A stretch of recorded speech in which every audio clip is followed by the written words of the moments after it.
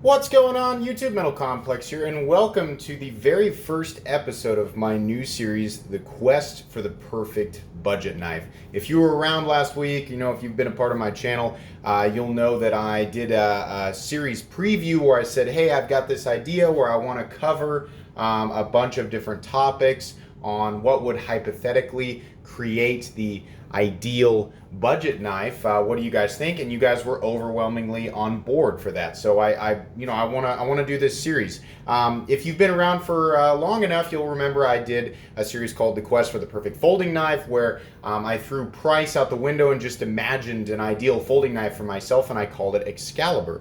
Now, that series is based on my own personal opinions, my own biases. I can't avoid that. No matter what, if I'm going to talk about this subject, of course, my own personal opinions and biases are going to come into play. So just keep in mind with this series, number one, this is going to be a 9-part series. So I'm sure that there are people who are already tempted to shout out Delica or Endura or, whatever. I get that, but this is going to be a 9-part series either way, and I'm doing it because I'm convinced that the ideal budget knife does not yet exist in a world that is, increasing demand for it. These companies, these Chinese companies, and companies like Kershaw has a budget USA line, which is, we're going to talk about that, but we're seeing, more and more innovation and more refinement for less and less money, and we're getting to that teetering point. So I want to talk about what I look for and what I think is ideal for a budget knife. Now I want to give you guys the episode list so you kind of know the order of things we're going to go over here. Episode 1, my handwriting's not quite as good as it was in previous episodes where I show lists like this. Episode 1, we're going to go today over ideal overall size and blade length. Now, believe me, I understand that this is going to be different for every single person. I'm going to do my best to cater a lot of this stuff to what I think, the widest variety of people. It's not going to make everybody happy. There's no way. There's no single folding knife that can work universally for every single person on the planet. But I'm going to do my best to come up with ideas that cater to the largest group of people. So, overall size and blade length. Episode 2 will be handle materials, hardware, and the pivot. Episode 3, deployment. 4, lock type. 5, ergonomics. 6, blade shape and grind. 7, blade steel. 8 will be X factor mixed with aesthetics, will be largely based on my own opinion, and then factors like customization, and possibly we'll even talk about modularity, which I do think plays a big role in today's knife world. And then, of course, the most important topic of a budget knife, the price, right? Price is the biggest factor. So why am I really doing this series? Here's why. My goal for this channel is to help people who are new to the knife world, or people who have been here for a long time, help introduce them to things that they have not seen before, help them consider certain ideas that they may not have considered before, and help sort of refine and help people choose the knife that's right for them. It's not to convince or force people to think exactly like me. Obviously, you should think for yourself. You should take these ideas and apply them to you.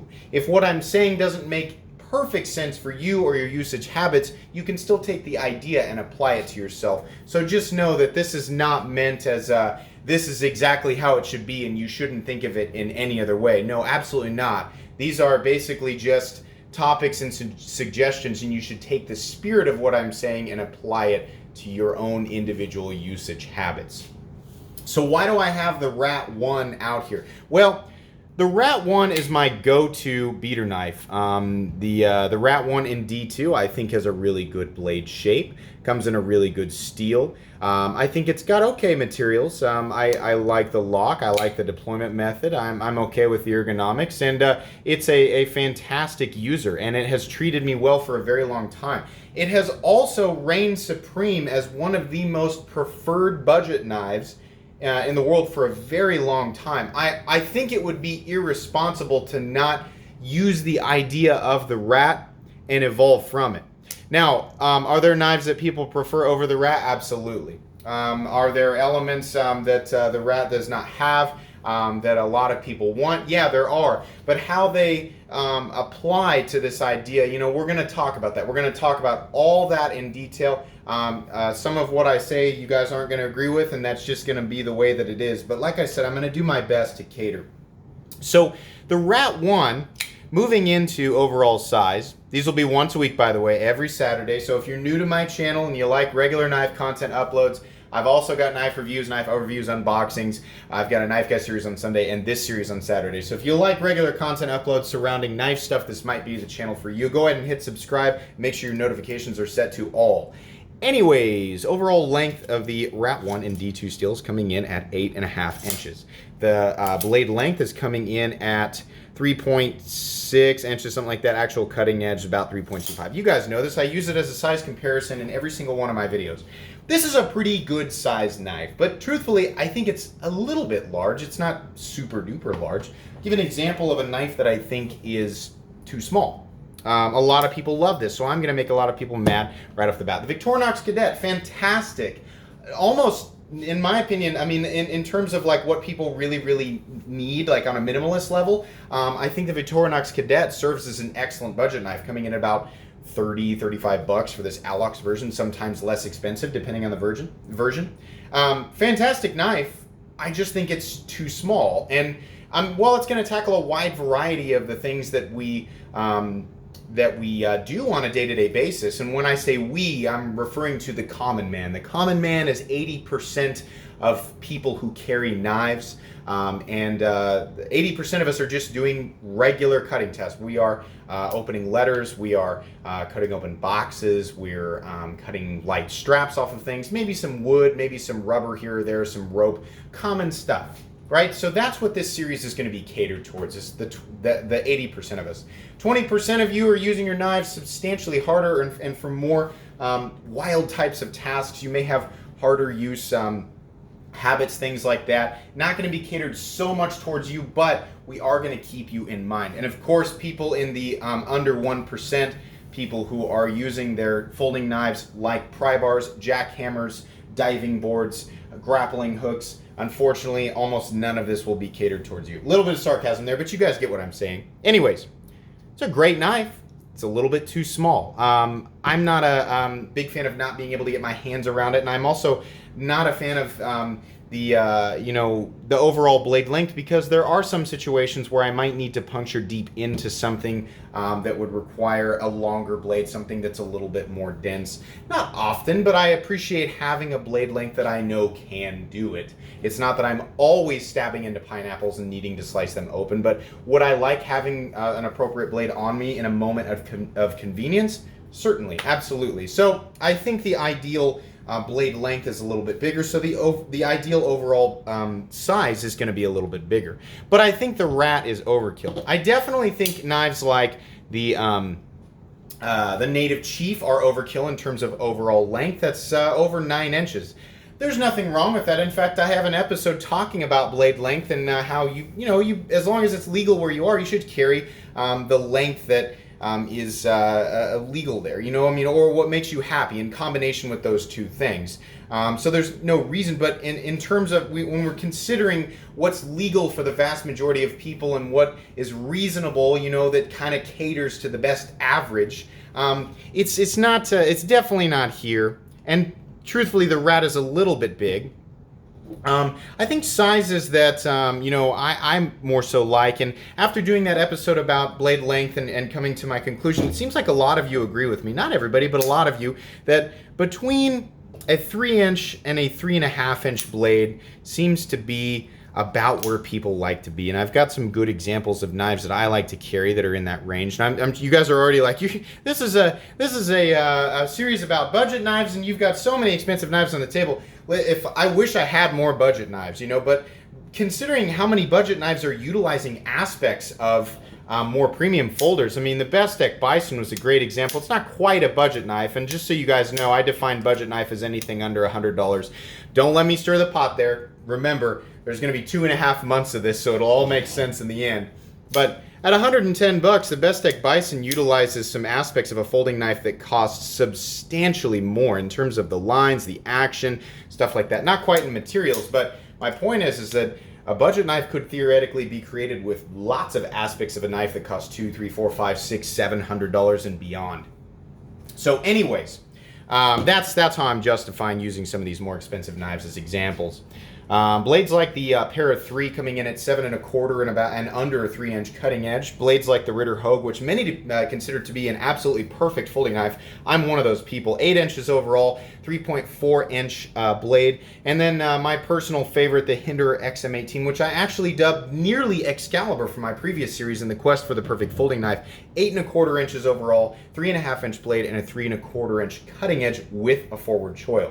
So ideally, I think my preference would be somewhere in here. But truthfully, and I'm going to cheat this a little bit, because like I said, one mistake that I made with the last series was trying to come up with one ideal folding knife. But remember, I'm trying to cater, I'm trying to create a guide that caters to, I say guide, but I'm trying to create a hypothetical folding knife that caters to the vast majority of people. So truthfully, the overall size, probably it would need to be 2 different sizes, and I think that's healthy. I'm always happy. Let's take the Griptilian, for example, or the Para 3 or the Hinderer XM18.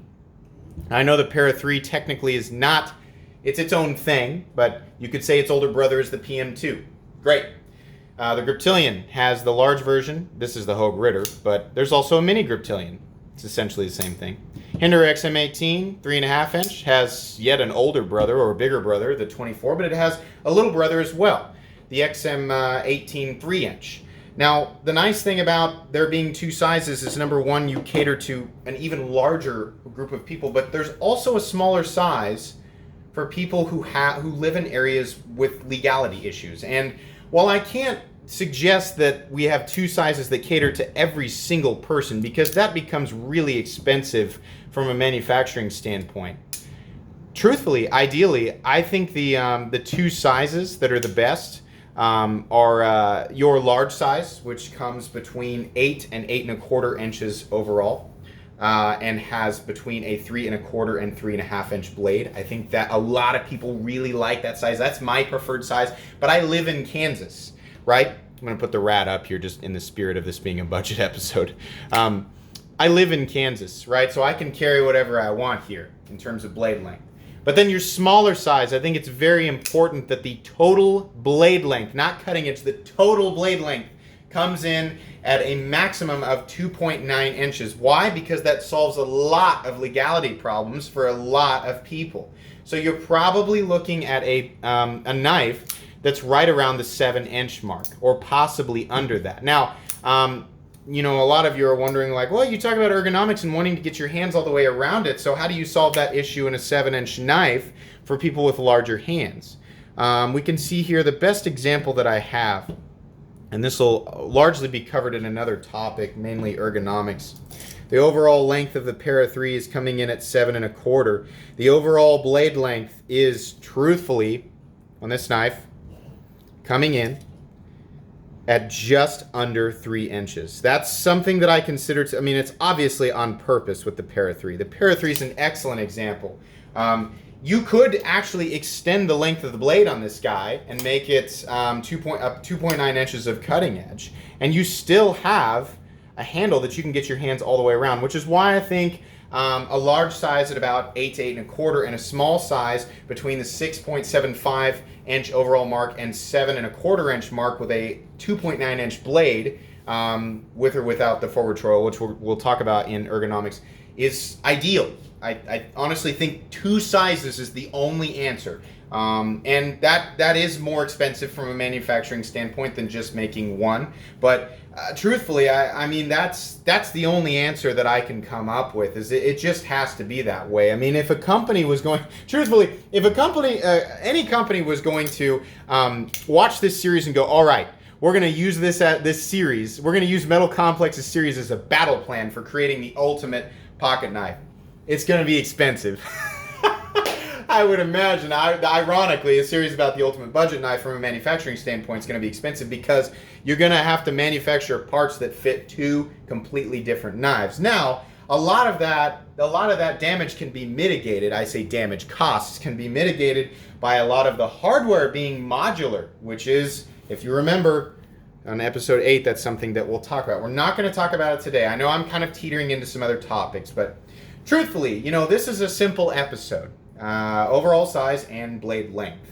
Now, cutting edge is a completely different story, and we can't really talk about it without talking about ergonomics, because whether or not there's a choil on the blade is going to affect that, and whether or not we put a choil on the blade might affect the overall blade shape and grind and the deployment and lock type even, which we'll talk about in those episodes as well. So that's what I think, honestly, and I think these two knives, obviously being as popular as they are, look to these two knives. I mean, my own bias are causing me to use the Rat 1 as the primary example or the building block of this series.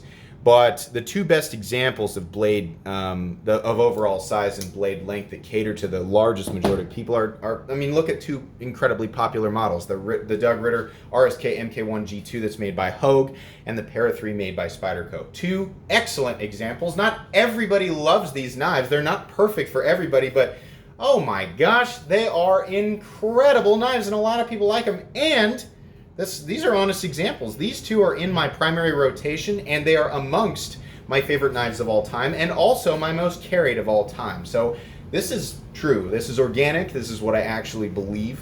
I think these two serve as excellent size examples. There has to be a range, though. It can't be like exactly 8 inches with exactly this amount of blade. No, there's got to be a range in there, somewhere around there, 8 to 8 1/4 overall, and somewhere between 6.75 and 7.25, depending on how you can make the ergonomics work. The smaller you get, the more complicated it gets, absolutely. But 6.75 to 7.25 with a 2.9-inch blade solves an enormous amount of legality issues, and it's something that absolutely should be considered. We're trying to put this blade hypothetically into as many hands as possible. That's where I would go. So that's going to be pretty much it for episode 1, guys. I hope that this series is intriguing to you. I hope that you guys look forward to more episodes, which there definitely will be. If you enjoyed this episode, or at least found it mildly entertaining, please leave a like. If you'd like to take a look at my other content, I do of course have lots of videos of knives that are either expensive or inexpensive that I do or don't like. I believe YouTube's showing you some examples right now. And if you enjoy all my content, then please do subscribe, which you can click right there, because I've got lots more content coming. Thanks again for watching, and have a great day.